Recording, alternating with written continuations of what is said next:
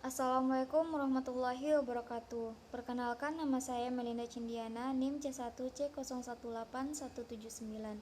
Di sini saya menyajikan aspek keperilakuan pada pengakumulasian dan pengendalian biaya. Biaya dengan fungsi manajemen. Yang pertama, kategori biaya. Dalam suatu perusahaan manufaktur, biaya dibagi menjadi dua kategori utama berdasarkan aktivitas fungsionalnya, menjadi biaya manufaktur dan biaya non-faktur yang sering disebut biaya beroperasi. Yang kedua, pentingnya manajemen biaya. Kebanyakan pendapat penjualan dalam suatu perusahaan dihasilkan dengan mengeluarkan biaya. Oleh karena itu, manajemen biaya sangatlah penting. Sistem biaya tradisional versus biaya standar. Sistem biaya tradisional atau historis. Istilah tradisional historis mengacu pada sistem biaya yang membatasi input pada biaya historis yang mengusahakan penyerapan penuh atau biaya tetap dan variabel oleh unit produk atau jasa. Sistem biaya standar. Dengan mengakui kelemahan dari sistem biaya tradisional, banyak organisasi mengadopsi sistem biaya standar. Perhitungan biaya langsung atau biaya variabel. Yang pertama, filosofi yang mendasari. Semua metode akuntansi biaya tradisional yang sesuai dengan konsep biaya tersebut membebankan unit produk atau jasa dengan biaya.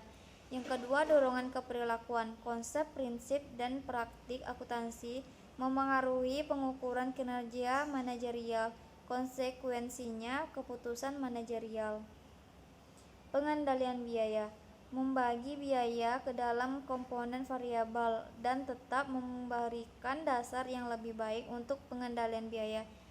Adapun beberapa pengendalian biaya, yang pertama biaya teknik, yang kedua biaya tetap yang dikomitmenkan atau biaya kapasitas, yang ketiga biaya diskrioner.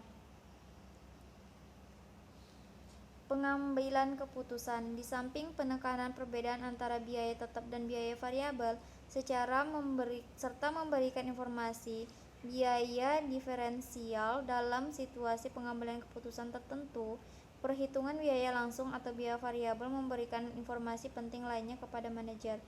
Yang pertama, keputusan bauran produk, penentuan harga pokok baru. Yang ketiga, penetrasi pasar. Yang keempat, penghapusan produk.